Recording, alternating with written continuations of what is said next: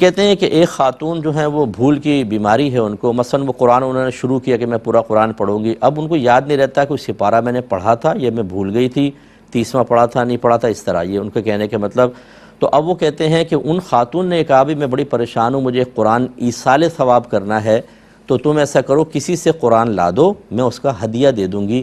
کیا حکم شرع ہوگا؟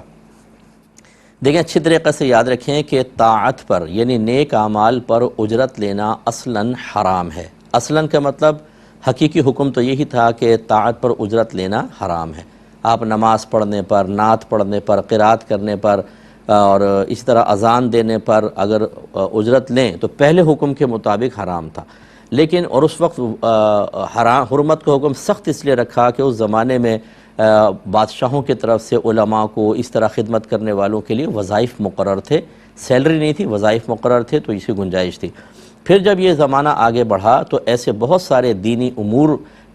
ہمیں نظر آئے کہ جن میں اگر اجرت مقرر نہ کی جائے اور آدمی اپنے معاشی مسائل کو حل کرنے کے لیے اس طرف چلا جائے تو ان امور کا ادا کرنا مشکل تھا اور اس سے دین کے کام کو شدید نقصان ہوتا۔ مثال کے طور پہ امام صاحب کام کرنے چلے گئے تو اب مسجد خالی ہے، مؤذن صاحب پتہ چلا جی مارکیٹ میں بیٹھے ہوئے کام بھی تو کرنا ہے، سیلری تو آپ دیں گے نہیں، تو یہاں پہ اذان نہیں ہو رہی۔ اس طرح استاد نہیں ہے تو بچوں کو قرآن کون پڑھائے گا، علم دین کون پڑھائے گا، اگر اصلاح کرنے والے واعظ نہیں ہوں گے تو لوگوں کی اصلاح کیسے ہوگی؟ تو علماء متاخرین نے ان مخصوص امور میں اجرت کی اجازت دی کہ بھئی اس کی وجہ سے کار دین ختم ہو جائے گا، باقی تمام میں سابقہ حکم باقی رکھا۔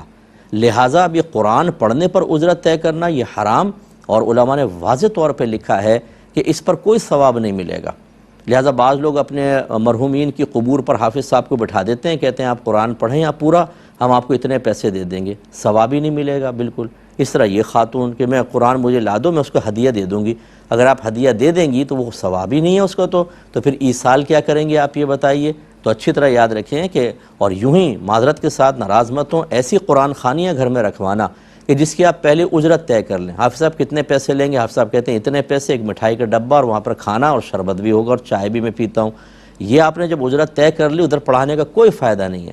اس سے بہتر ہے کہ آپ خود قرآن پاک لے کر اس کو پڑھیں اور برکت بھی ہوگی انشاءاللہ، اللہ تعالیٰ آپ کو اجر عطا فرمائے گا، لیکن اس طرح اجرتیں طے کر کے قرآن پڑھوانے کا کوئی ثواب نہیں ہوتا۔